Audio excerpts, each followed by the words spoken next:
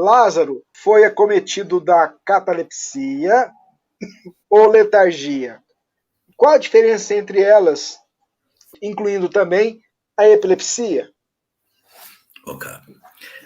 Quando a gente consulta as obras que existem sobre essa questão da catalepsia e da letargia, nós encontramos na literatura um conceito divergente daquele que está exposto no livro A Gênese de Allan Kardec. O que a gente encontra na nossa literatura comum? Que o fenômeno através do qual ocorre a chamada morte aparente, aquela no qual o corpo dá todas as percepções de morte, é chamado de catalepsia. E Kardec não chama assim, diz que catalepsia é quando uma determinada parte do corpo, um órgão, ele fica como que morto. E ele dá o nome de letargia, e aí é Kardec que chama assim, para o fenômeno da chamada morte aparente. É uma diferença entre aquilo que Kardec dispõe no livro e aquilo que, se você entrar na internet, pegar um livro para consultar, vai ser diferente. Vai se falar catalepsia, morte aparente. E Kardec diz, não, catalepsia é órgão. O corpo inteiro em condição de morte é letargia. Agora, isso é o menos importante, porque não é o nome que está sendo discutido. O que está sendo discutido é o fenômeno em si. Então, como diz Shakespeare, no diálogo de Romeu e Julieta, a rosa não deixaria de ser rosa se nós a chamássemos por outro nome. Assim também, o que importa aqui não é o nome, o que importa aqui é o fenômeno.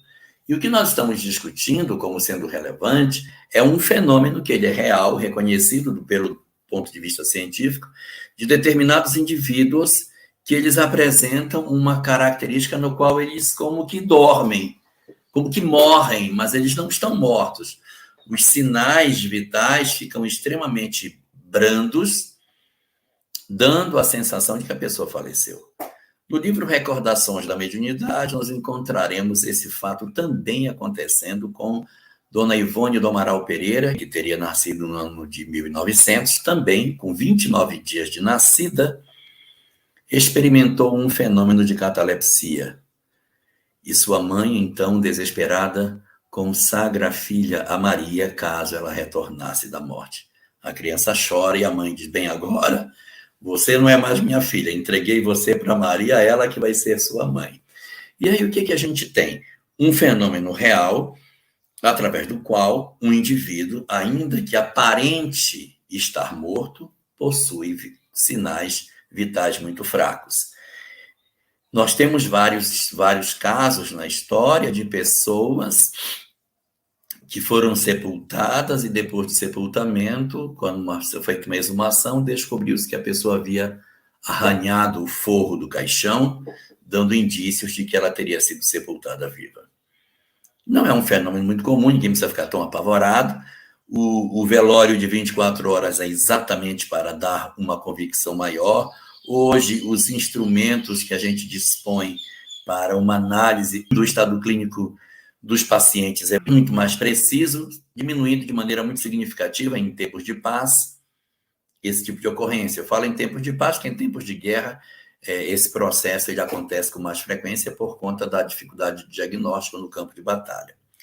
Bom, então, dentro de todo esse cenário, a catalepsia acaba se apresentando pela visão técnica como sendo o corpo assemelhando-se à morte. Já a epilepsia é um fenômeno completamente diferente. Nem se aproxima da letargia, nem se aproxima da catalepsia. A letargia, ela muitas vezes é usada para representar pessoas que, por exemplo, elas se agarram nas rodas do avião e o avião decola, ela entra em locais extremamente gelados e a pessoa ela entra em adormecimento por conta da temperatura. Ela entrou num processo de letargia. Mas é bem menos usado esse termo. O termo para quem está em estado de aparente morte é catalepsia mesmo, embora Kardec trate como letargia. A epilepsia é um fenômeno de ordem cerebral, neurológica, em que determinadas áreas do cérebro ficaram mal formadas, é um processo de má formação congênita, e esse fenômeno predispõe a convulsões que o indivíduo possa ter durante a existência física. E está dividido entre mal maior e mal menor. Capítulo 7, acho que o capítulo 7 do livro Nos Domínios da Mediunidade traz orientações bastante positivas sobre isso, ajudando a gente a ter uma posição mais clara sobre isso. Então, dá para dar uma consultada para ver, mas é um fenômeno de característica cerebral, onde a simples aproximação das entidades que perturbam podem provocar processos de convulsão. Não necessariamente toda convulsão é provocada por um estímulo mediúnico, pode ser uma raiva, um ódio, uma mágoa, uma tristeza, pode provocar uma convulsão. E também a aproximação dos inimigos espirituais é um segundo fenômeno causador das convulsões tão características nas chamadas ocorrências epiléticas.